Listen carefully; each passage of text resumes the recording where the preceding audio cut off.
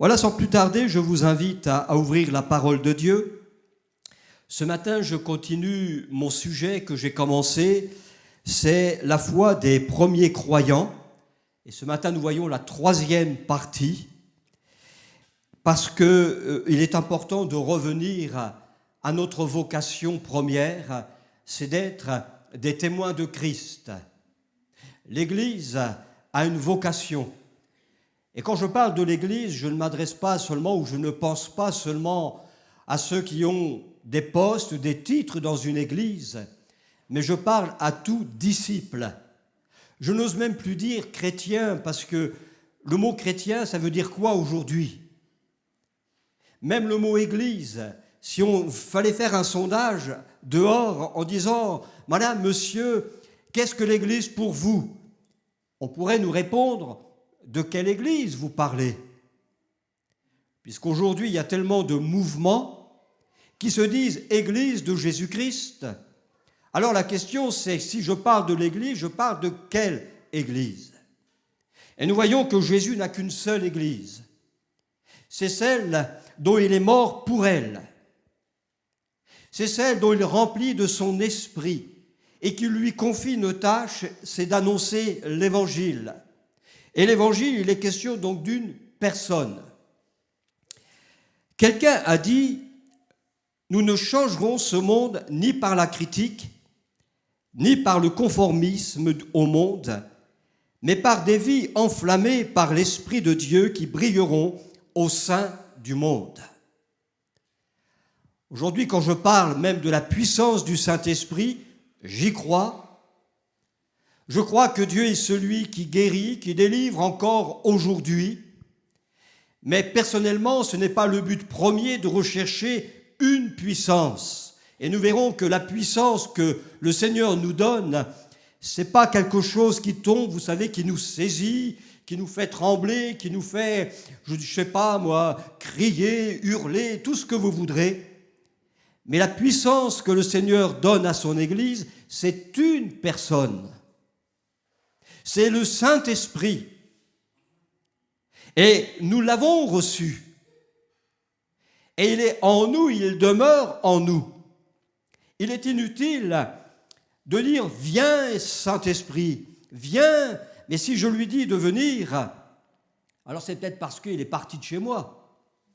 Mais comme il demeure éternellement, il demeure en vous, il reste en vous, je pense que nous avons besoin simplement de revenir sur l'enseignement de l'Écriture concernant justement la Pentecôte.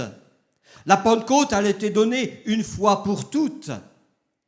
Je ne recherche pas une deuxième Pentecôte, mais nous avons besoin de laisser le Saint-Esprit nous rappeler ces choses et de le remettre en lumière dans nos vies et de dire « mais c'est vrai, ce point-là, je l'ai oublié ». Alors à un moment donné, oui, je me suis éteint, nous nous sommes éteints, endormis.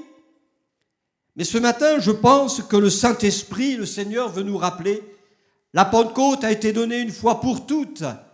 Et nous sommes aujourd'hui au 21e siècle, en 2026, toujours sous l'effet de la Pentecôte, comme nous sommes toujours sous l'effet de la mort de Christ. S'il faut demander une nouvelle Pentecôte, pourquoi on ne demande pas, un deuxième sacrifice? Non, c'est accompli. Nous remarquons que dans l'Église du 1er siècle, elle ne possédait aucun des privilèges que nous jugeons désormais essentiels pour notre réussite aujourd'hui. C'est des locaux, de l'argent, de l'influence, voire politique, voire un statut social. On cherche un nom et un renom. Mais on voit que l'Église du 1er siècle n'avait pas tous ces avantages que nous avons aujourd'hui. Et quand je considère ce que nous avons, peu ou beaucoup, j'ai l'impression que nous avons encore moins de résultats. Nous nous appuyons sur quoi pour faire avancer l'Évangile? Certains, c'est trop sur la technique. Aujourd'hui, il n'y a pas vraiment de technique, alors on ne prêche plus. On verra dimanche prochain. Non. Mais nous voyons que les chrétiens du 1er siècle, qui n'avaient pas tous ces avantages, ne pouvaient compter que sur une seule personne. la présence du Saint-Esprit dans leur vie, qui les conduisait, qui les enseignait, qui leur donnait la force de témoigner de Jésus-Christ. Et avec rien matériellement, si je puis dire, ils ont su amener des milliers de personnes à Christ. Le but n'est pas d'essayer d'impressionner le monde par ce que nous avons, mais le monde doit être impressionné par la vie de Christ qui se dégage en nous. Ce n'est plus la même chose. Parce que la puissance du Saint-Esprit, elle dynamise le ministère de l'Église. Et les chrétiens étaient donc animés par le feu de l'Esprit. Et cette même puissance de l'Esprit, elle reste accessible pour nous aujourd'hui. Prenons conscience de cette vérité. Elle est pour toi, elle est pour moi, elle est pour nous. Elle nous sera donnée selon l'analogie de notre foi.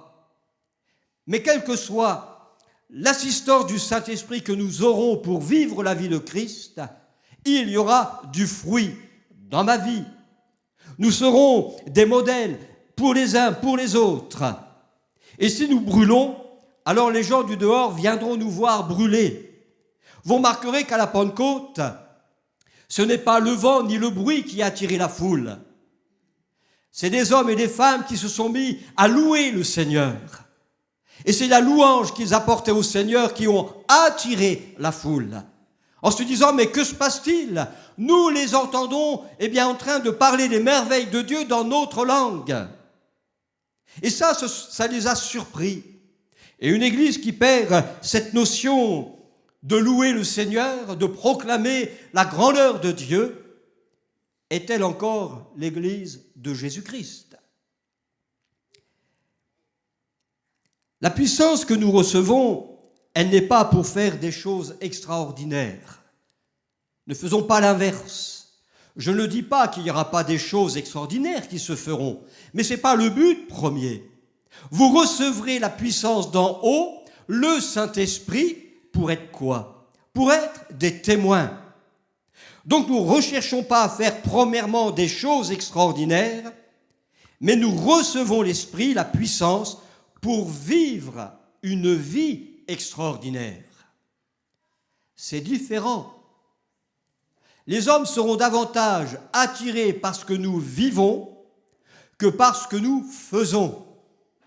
Parce qu'on peut dire, mais ne pas être cohérent dans notre vie. Nous avons des confessions bibliques, mais entre ce que je confesse et ce que je vis, parfois il y a un abîme. Nous croyons que c'est le Dieu de la paix, mais est-ce que je suis capable de vivre dans cette paix que Dieu me donne? Est-ce que nous ne sommes pas même souvent et très souvent chahutés par les problèmes, les soucis que le monde pourrait nous donner? Combien de fois nous pouvons, je dirais, nous lancer littéralement dans les bras du Seigneur et de le laisser agir? Parfois c'est la tourmente. Et des fois pour des choses, j'appellerais, sans vouloir choquer, mais des queues de cerises. On s'inquiète pour cela. On est humain, ça je le comprends, qui n'a pas d'inquiétude? J'en ai comme vous. Mais j'apprends.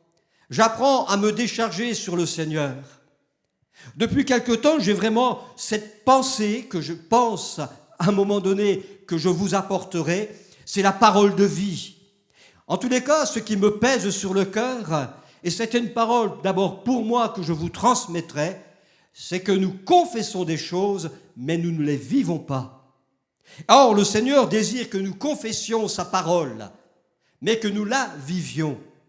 Et là, les gens verront que nous sommes des hommes de la Bible, des hommes de la parole, des hommes de foi, qui ne se contentent pas de dire, mais des hommes et des femmes qui vivent.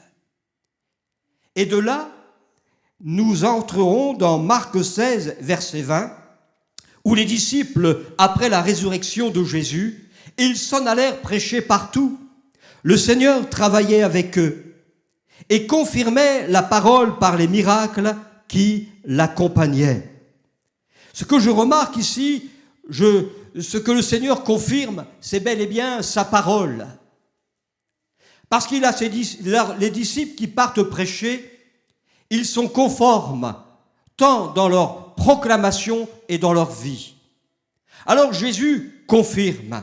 Mais ça veut dire quoi, confirmer? Ça veut dire rendre ferme, établir, rendre sûr. Et ça vient d'un mot qui veut dire stable, véridique. Ainsi, ce verset peut être traduit de cette manière: le Seigneur travaillait avec eux et rendait ferme, ou rendait sûr, ou rendait stable, véridique la parole. Et bien souvent, quand les choses ne se produisent pas comme nous le désirons, nous provoquons les choses.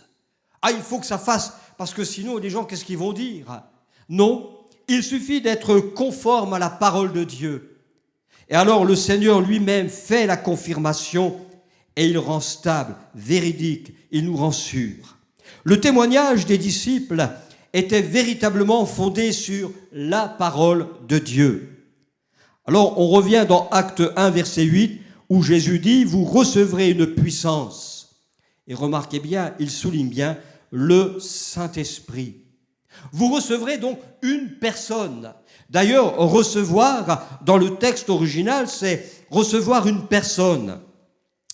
Mais c'est aussi lui permettre une rencontre. Est-ce que nous réalisons quand nous demandons bien cette puissance? En fait, nous voulons une rencontre avec le Saint-Esprit, une rencontre avec lui pour qu'il vienne en nous et nous en lui, pour nous communiquer justement tout ce que nous avons besoin pour être des témoins, parce que le but premier est d'être des témoins. Et l'Esprit ne va pas se tromper de personne. Il n'est pas en nous pour que nous puissions nous glorifier des choses que nous faisons. Mais Jésus dira que le Saint-Esprit, il me glorifiera, parce qu'il prendra de ce qui est à moi et vous l'annoncera. C'est terrible d'entendre des prédications qui vont à l'encontre de la parole de Dieu. Et malheureusement, il y a tellement de foules qui répondent « Amen », parce que justement, nous nous écartons également de cette parole inspirée que nous appelons la Bible, qui est la parole de Dieu, qui révèle sa volonté pour chacun et chacune d'entre nous, qui veut nous ramener dans la vocation. Et si nous sommes des hommes et des femmes de la parole de Dieu, nous saurons répondre Amen là où il faut répondre Amen. Mais aussi de dénoncer les erreurs. Ne tombons pas dans le piège de l'amour. Ah, il ne faut pas se juger. Mais je suis désolé, mais quand il y a des fausses doctrines qui circulent au milieu de nous, dans le christianisme, on ne peut pas se taire. Il faut avoir le courage de dire « Non, ce n'est pas biblique. Dieu n'a jamais dit cela. Mais voilà ce qui est écrit. » Soyons des hommes, des femmes du livre. Et le Saint-Esprit donc veut glorifier le Seigneur dans notre vie, dans le témoignage du disciple. Et ce sont les choses d'en haut que le Saint-Esprit, il donne. Et parce qu'il glorifie Christ, Pierre va dire « Sanctifiez dans vos cœurs Christ le Seigneur ». Nous ne pouvons pas mélanger le Seigneur dans nos arguments purement charnels, humains. Mais il nous faut être remplis de cette parole de Dieu. La parole de Dieu, c'est l'épée de l'Esprit. Et sanctifier le Seigneur dans notre cœur, ce n'est pas le mélanger à mes désirs. Bien au contraire, c'est laisser le Saint-Esprit prendre toute la place. C'est séparer le Seigneur de ce qui est charnel, afin d'y recevoir le spirituel, les choses qui viennent d'en haut. Oui, nous commettons des erreurs. Ce n'est pas parce que j'ai commis une erreur, ça y est, que le Seigneur est bafoué. Il est question aussi de sanctifier Christ dans notre cœur. La perfection, nous ne l'avons pas. L'Église n'est pas parfaite. Elle le sera quand elle sera dans le ciel. Mais nous devons faire avec nos erreurs, nos faiblesses, nos manquements. Mais même ce que je suis, je ne peux pas essayer d'intégrer le Seigneur dans une vie purement charnelle, où je perds toute notion du spirituel. Sanctifions Christ dans notre cœur. Alors on voit que ces disciples, le Seigneur va les inviter donc à attendre la personne du Saint-Esprit, parce que nous en avons besoin. Pas pour simplement faire du spectacle, mais pour vivre la vie d'en haut. Vivre ce que l'Écriture déclare, si quelqu'un est en Christ, il est une nouvelle création. Et c'est d'entrer dans cette nouvelle création que nous devons vivre. L'ancienne vie, c'est fini. C'est fini. Oui, on est toujours en travaux. Parfois, comme on dit, c'est le cheval qui revient au galop. Mais quand nous laissons le ministère du Saint-Esprit travailler en nous, c'est comme un sursaut, un réveil personnel. Alors, on stoppe et on revient et on laisse le Seigneur travailler. Pentecôte veut dire 50, 50e si vous voulez, parce que cette fête se déroulait 50 jours après les prémices. On voit cela dans Lévitique au chapitre 23.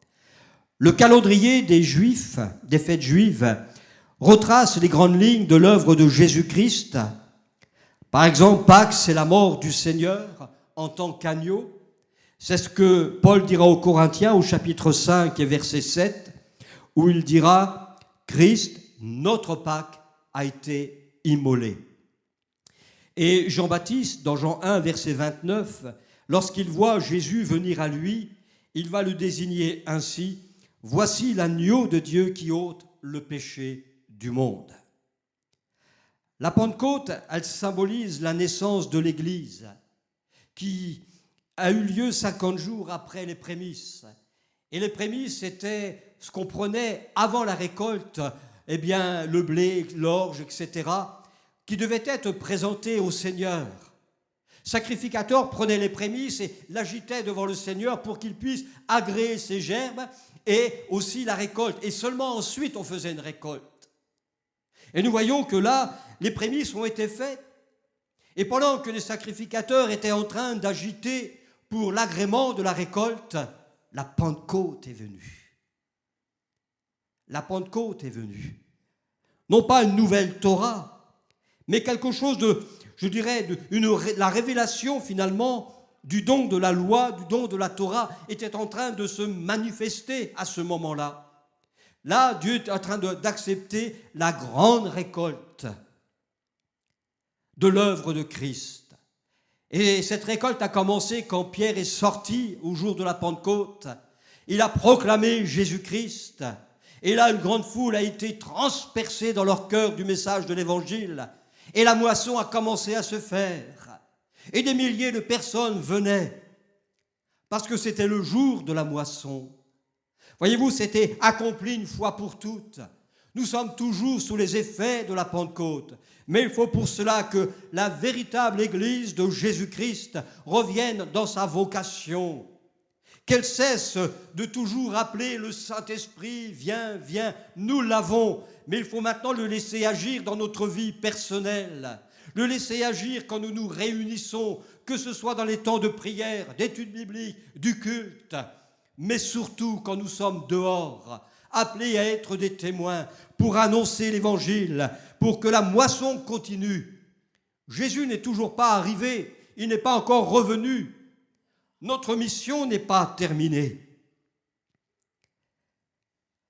D'ailleurs, Lévitique 23, verset 17, il est dit « Vous apporterez de vos demeures 2 pains, pour qu'ils soient agités de côté et d'autre. » C'est étrange que le Seigneur a parfois un langage qui nous déboussole un petit peu.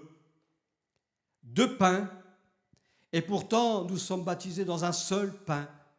L'Église, il n'y en a qu'une, et pourtant elle est faite de plusieurs membres. Tantôt il parle au singulier, tantôt c'est au pluriel.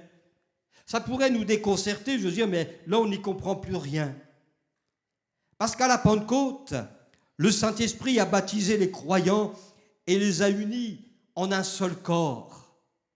Oui, vous agiterez à la Pentecôte 2 pains, mais à la Pentecôte, des 2, Dieu n'en fait qu'un. Ce n'est pas le Dieu de la division. C'est ce que Paul dira en Corinthiens, que Dieu a brisé ce mur qui nous séparait entre juifs et non-juifs. Et la véritable Église, qu'on soit juif ou non, c'est ceux et celles qui ont mis leur foi en Jésus-Christ. On est plusieurs, mais nous ne faisons qu'un. L'apôtre Paul, dans 1 Corinthiens 10 et verset 17, dira « Puisqu'il y a un seul pain », mais il se contredit. Dans Lévitique, nous lisons 2 pains.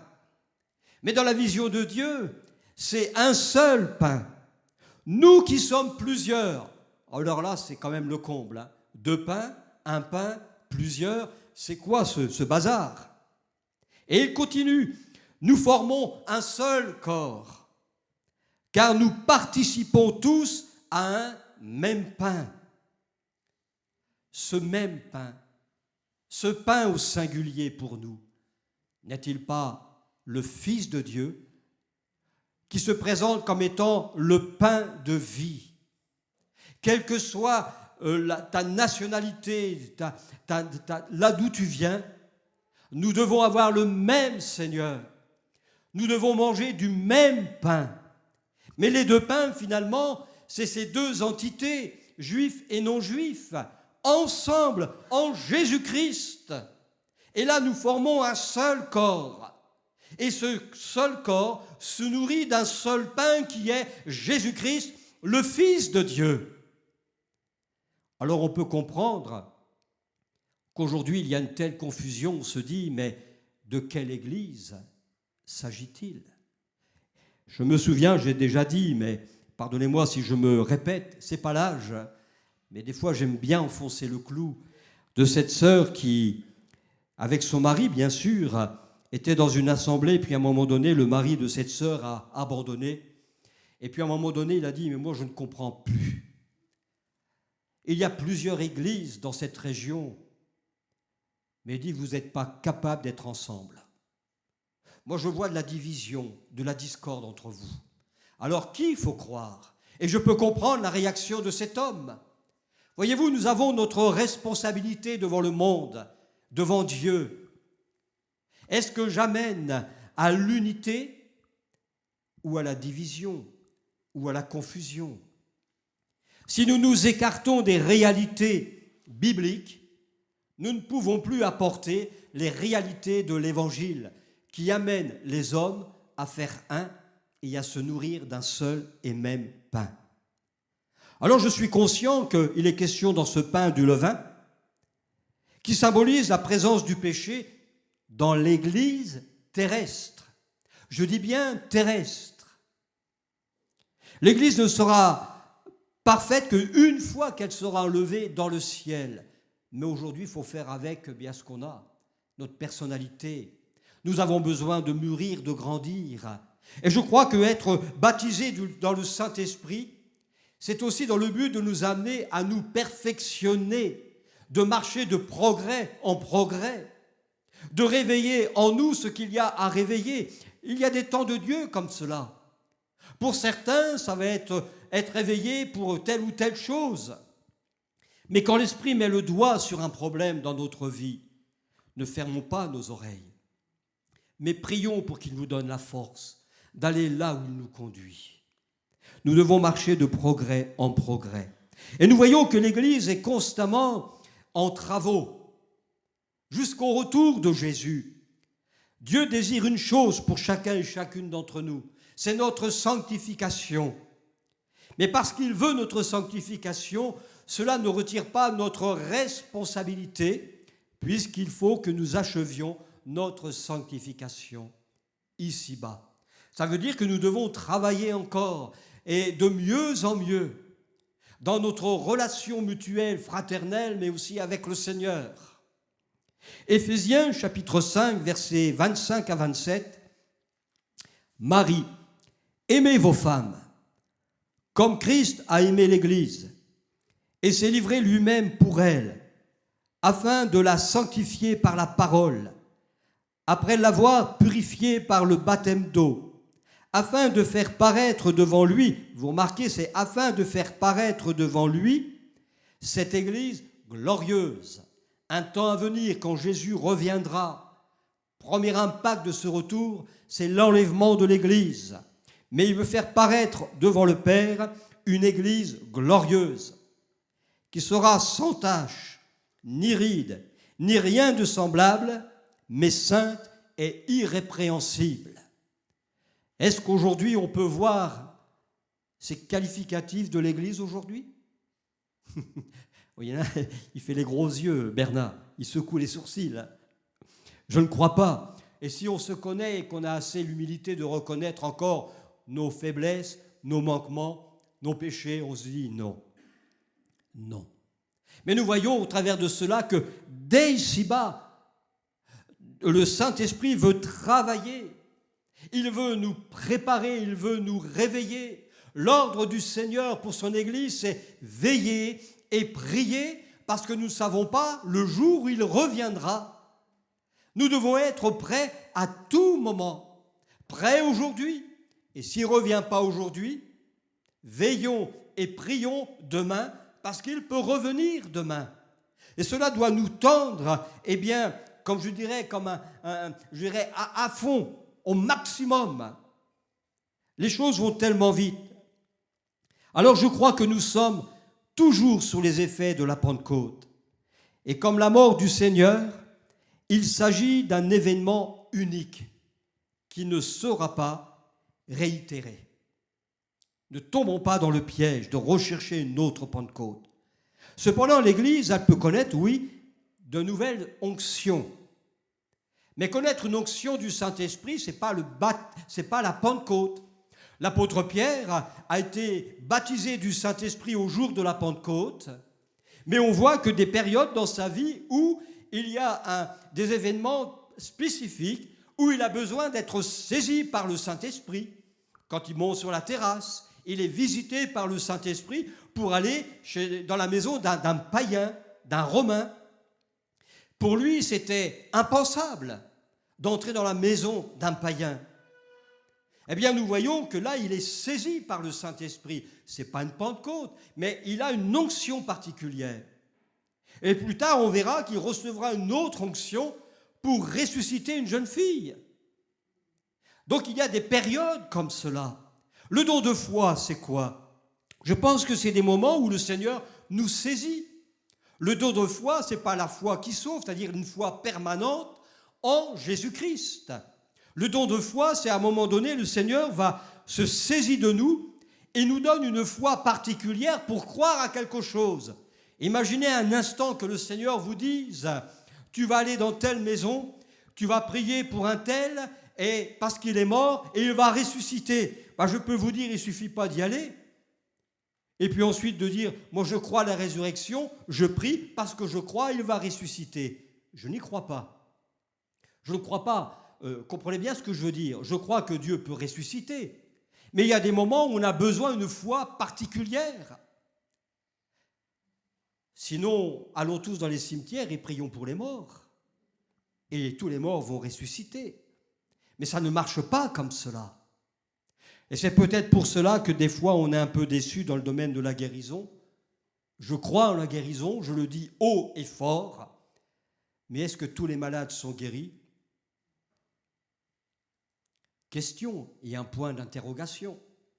Mais il y a des moments où on a besoin d'être saisi par l'Esprit pour des tâches bien particulières. Il nous donne la foi pour le faire. Et imaginez, j'imagine l'apôtre Pierre, quand le Seigneur le conduit justement devant cette jeune fille qui est morte et qui lui dit « Maintenant tu pries ». Il faut de la foi, mais il l'a reçu. Il a reçu un don de foi. Ce n'est pas quelque chose de permanent, ce don-là. C'est périodique. Vous pouvez l'avoir une fois dans votre vie ou plusieurs fois, mais ce n'est pas comme la foi qui sauve, qui est permanente. C'est par la foi en Jésus-Christ que nous sommes sauvés. Alors il faut aussi trouver son équilibre. L'Esprit est venu. Pourtant, il est déjà actif. Et il était déjà actif avant la Pentecôte. On le voit dans la création, dans la vie des prophètes, dans la vie et le ministère de Jésus.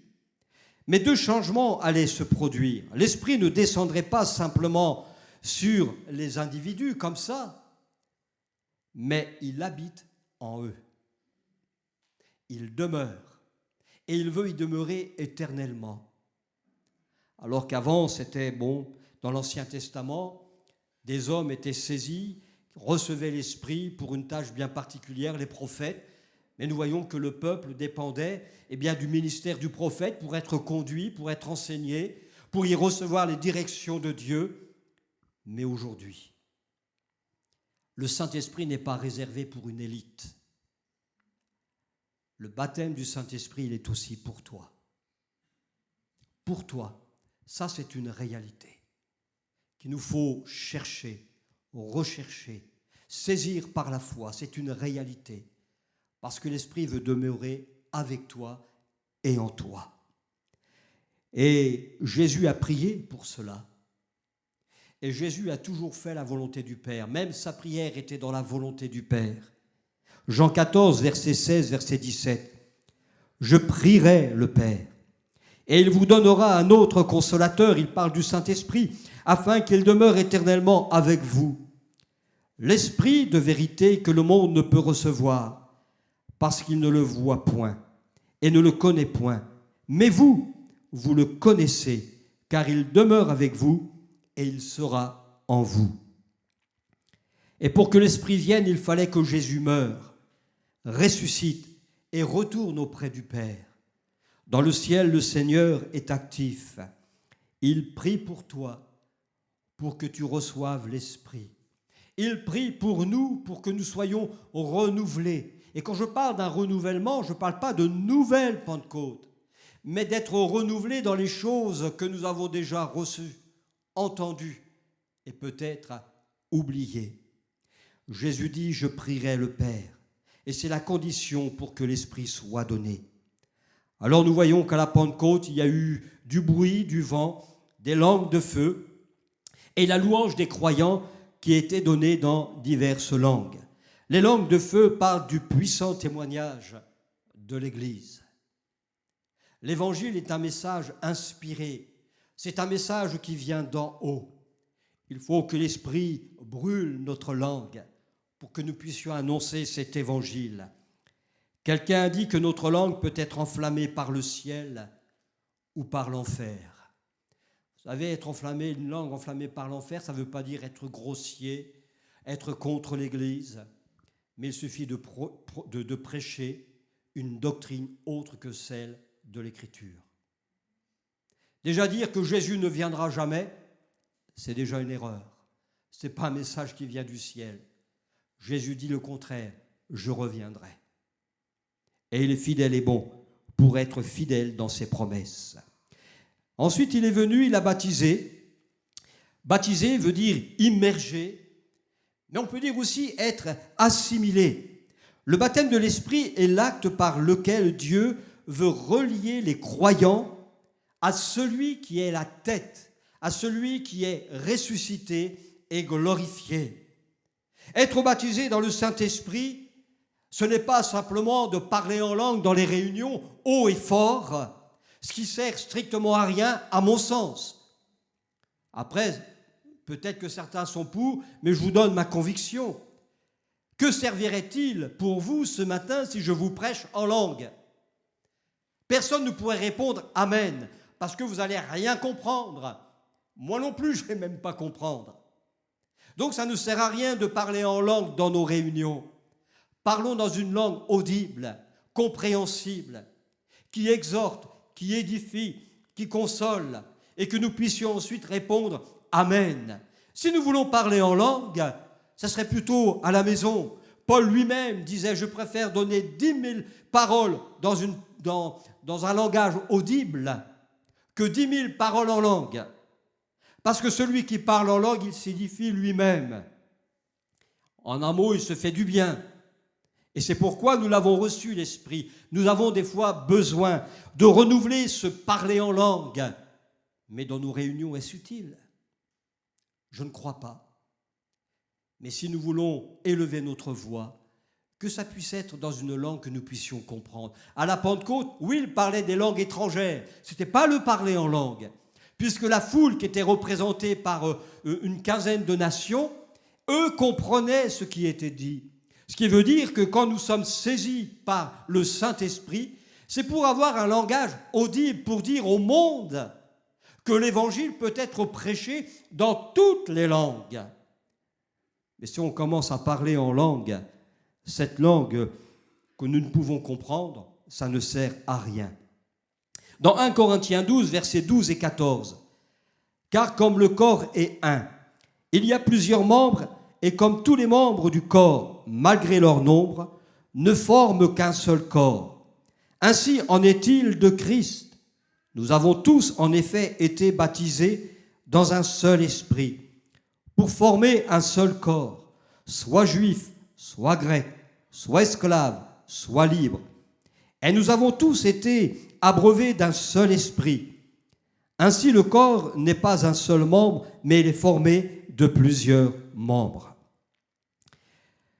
Le baptême, il ne doit pas être confondu avec un autre mot qui est quand même employé, mais pour donner une image, c'est qu'à l'époque ici, lorsque certains faisaient des conserves au vinaigre, des cornichons, on va prendre des cornichons, ils prenaient le cornichon, ils les trempaient, ils immergeaient le cornichon dans de l'eau bouillante, première étape. Mais cette immersion, elle n'était que provisoire, parce qu'une fois trempé dans l'eau bouillante, ce cornichon, c'est pas une insulte, hein, j'aurais peut-être dû prendre un poireau, peut-être, je sais pas, mais bref, était sorti de l'eau bouillante, puis était mis dans le vinaigre pour être conservé. Et là, c'était à une durée à long terme. Le baptême du Saint-Esprit que nous avons reçu, ce n'est pas pour un temps limité. Il demeure en nous éternellement. Donc il ne faut pas confondre ces deux actions. Pour certains, on se demande s'ils n'ont pas été pour un temps seulement, et puis pour une raison ou pour une autre, ils perdent tout, ou alors ils ne profitent pas justement de ce baptême. Mais quand on réalise que le baptême dans le Saint-Esprit, c'est une immersion, c'est une union avec le Seigneur, et c'est définitif.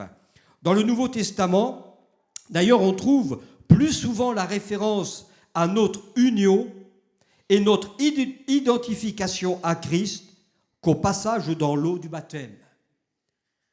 Parce que le baptême, c'est une fois pour toutes aussi. Le baptême d'eau, c'est une fois pour toutes.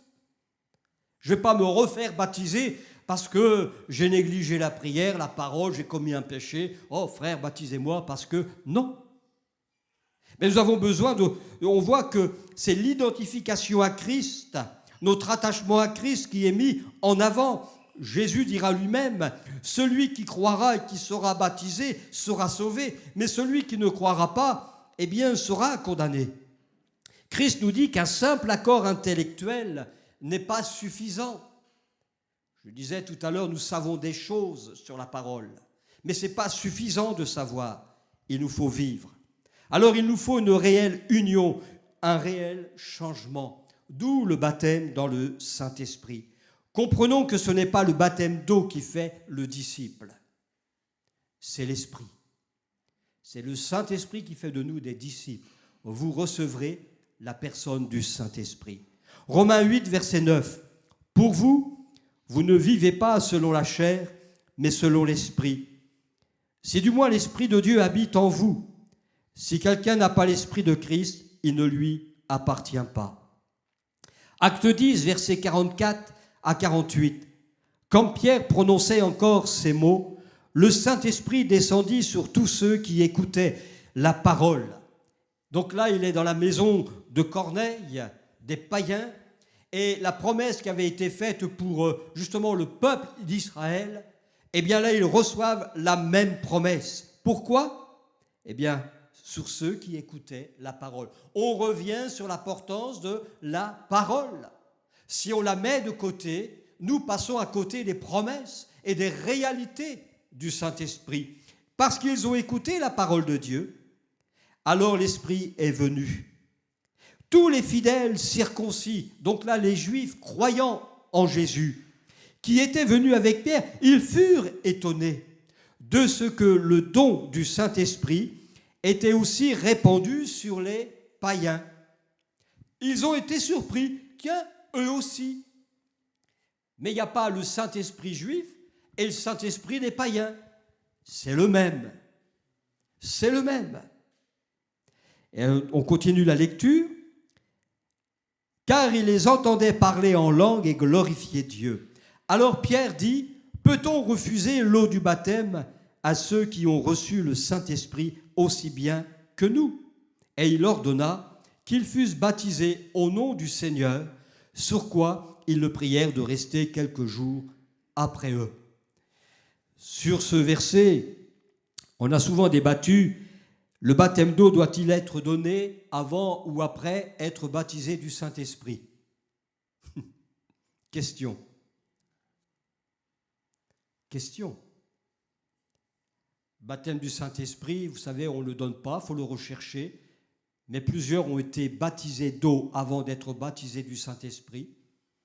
Et certains ont été baptisés du Saint-Esprit avant d'être baptisés d'eau. Je dirais qu'il n'y a pas d'ordre. Mais quand on réalise ces choses, on ne peut qu'exhorter chacun et chacune à rechercher, que ce soit avant le baptême d'eau ou après. C'est une promesse. N'attends pas d'être baptisé d'eau pour avoir l'Esprit. Tu peux avoir le Saint-Esprit avant. Ça a été mon cas. Vous savez, moi, je ne me suis pas compliqué la tâche pour être baptisé du Saint-Esprit. Pour faire bref, j'entendais les gens parler en langue. Je ne savais pas trop ce que c'était. 2-3 dimanches après, je suis rentré dans ma chambre. Je dis, bon, Seigneur, moi aussi. Oui, pourquoi pas? J'étais pas jaloux, mais je dis, mais il y a quelque chose là. Et j'ai commencé dans ma chambre à bredouiller je ne sais quoi. Puis j'ai arrêté, je me suis dit, bon, allez, Michel, arrête là, tu dérailles. Et dans une cellule de maison, l'ancien de Romilly, dans une cellule, il vient me voir, il me regarde droit dans les yeux et il me dit, il reçoit une parole de connaissance, il me dit, le Seigneur m'a dit que tu veux être baptisé du Saint-Esprit. Et il n'y avait que le Seigneur et moi, personne, aucun témoin. Et quand il m'a dit ça, je n'ai pas réfléchi, j'ai dit oui. Et ils ont prié. Mais je pense avoir reçu d'abord, mais j'avais besoin d'être conduit, d'être enseigné pour qu'ensuite ça puisse sortir et de comprendre ces choses. Et après seulement, quand vous sortez d'un culte et que vous entendez le Seigneur vous dire maintenant fais-toi baptiser. Vous faites demi-tour et vous courez. Voilà. Il y a des moments comme ça où l'Esprit vous saisit, vous conduit, vous dit ce qu'il y a à faire, mais il ne faut pas tarder. La promesse est encore pour nous aujourd'hui. Donc le baptême de l'Esprit, c'est donc l'expérience personnelle qui nous identifie à Christ. C'est l'Esprit qui va aussi nous lier à Christ. Alors ensuite, il y a être rempli. L'exhortation de l'Écriture dans Éphésiens 5, verset 18, « Soyez au contraire remplis de l'Esprit ». Et c'est au quotidien. Au quotidien. Il faut nous attendre à la visitation du Seigneur. Les disciples qui ont été remplis à plusieurs reprises, oui, mais ils n'ont pas connu d'autres Pentecôtes. Mais c'était vraiment l'Esprit en eux qui travaillait, qui conduisait. Le baptême du Saint-Esprit signifie que nous appartenons au corps de Christ. Et la plénitude de l'Esprit signifie que notre corps lui appartient aussi. Le baptême, c'est une fois pour toutes. La plénitude, elle se reproduit chaque fois, que l'Esprit remet en lumière ce que nous avons oublié. Revenons donc à notre vocation première. Alors ensuite, l'Esprit a parlé, vous remarquerez que les disciples ont loué Dieu au jour de la Pentecôte. Et là, nous avons quelque chose quand même d'extraordinaire. Il y a les gens qui parlent différentes langues humaines, qui est tout à fait différent de la génération de la tour de Babel. À la tour de Babel, alors qu'ils tous parlaient une seule langue, déjà avec une seule langue, ils ont eu du mal à se comprendre. Ils ont voulu une société sans Dieu. Et à cause de cela, Dieu a apporté cette confusion des langues. Babel, c'est la confusion. Et le jugement de Babel a été de disperser. La Pentecôte, c'est Dieu a uni les croyants. Quelle différence! Et pourtant, ces croyants parlaient d'autres langues de différentes nations, mais il n'y a pas eu confusion, il y a eu rassemblement, il y a eu unité. La tour de Babel, c'est l'homme qui se glorifie. À la Pentecôte, c'est Dieu qui est glorifié. Quelle différence! L'autre but de parler était d'annoncer à la population que l'Évangile s'adresse au monde entier. Et nous remarquons donc que ce n'est pas le bruit du vent qui attire la foule, mais ce sont les louanges des disciples. Ils sont surpris d'entendre des Israélites parler de différentes langues. Et ils comprennent, ils attirent. Et les hommes sont touchés, transpercés, nous dit le texte. Ils sont vivement touchés, transpercés dans le cœur. Alors bien sûr, quand ils voient cela, la foule dit « Mais ces gens, ils sont déjà un petit peu pompettes. Qu'est-ce que ça a été dans le café ?» Mais vous savez, le vin couvre de honte. Mais quand on est rempli du Saint-Esprit, et ça, il faut bien le comprendre, on reste maître de soi. On ne fait pas n'importe quoi, on sait se maîtriser. Vous savez, l'esprit du prophète est soumis au prophète. Certains vont dire « Ah !» Ils se mettent à trembler, à tomber, à crier, et puis après ils vont dire « Ah, je suis désolé, mais c'était plus fort que moi. » Non, ce n'est pas vrai. On peut être saisi du Saint-Esprit et maître de soi. J'en suis convaincu. Après, ça devient de la simagrée, ça devient des émotions, etc. C'est pourquoi il ne faut pas tomber dans le panneau. On est saisi du Saint-Esprit, ce n'est pas pour faire et dire n'importe quoi, mais c'est pour glorifier le Seigneur. Et je peux vous dire que les scènes qu'on peut voir dans bien certaines églises, malheureusement, certains mouvements, ce n'est pas la gloire de Dieu. Ce n'est pas la gloire de Dieu. Mais la gloire de Dieu, c'est de rester maître de soi dans les choses que nous recevons. Tu peux être visité. Je peux comprendre que des fois, il y a les émotions qui sont là, mais les émotions, on les maîtrise. Il nous faut donc apprendre cela. Alors, si le vin couvre de honte, eh bien, être rempli du Saint-Esprit nous conduit à être maître de soi, mais aussi à glorifier le Seigneur. Amen. Que le Seigneur nous bénisse et nous aide dans ce programme de notre vocation de témoin de Christ, qui nous aide non pas à rechercher quelque chose de nouveau, mais de ressaisir ce qui a été annoncé au début, pour le mettre dans notre présent, dans notre quotidien. Que le Seigneur nous bénisse. Prions quelques instants. Seigneur, nous voulons te remercier parce que tu es celui qui ne change pas. Merci pour ta parole inspirée qui nous révèle ton merveilleux plan de salut, mais qui nous rappelle également ce que nous avons en Jésus-Christ, qui nous rappelle ce que nous sommes en Jésus-Christ. Merci pour le don de la personne de l'Esprit, qui lui est là pour nous rappeler, qui est là pour nous donner la force de vivre ta parole.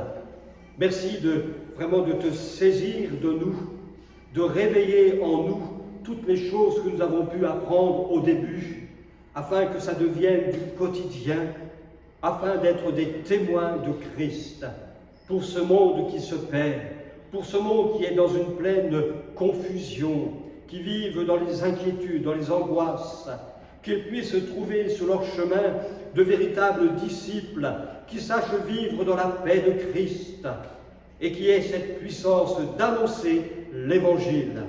Seigneur, à toi toute la gloire.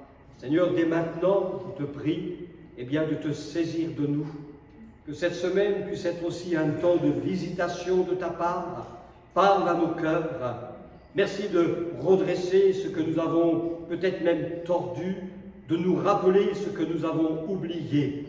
Seigneur, notre désir, c'est d'être et de rentrer à nouveau dans notre vocation de disciples, de témoins de Christ. Que ton nom soit béni et glorifié. Amen.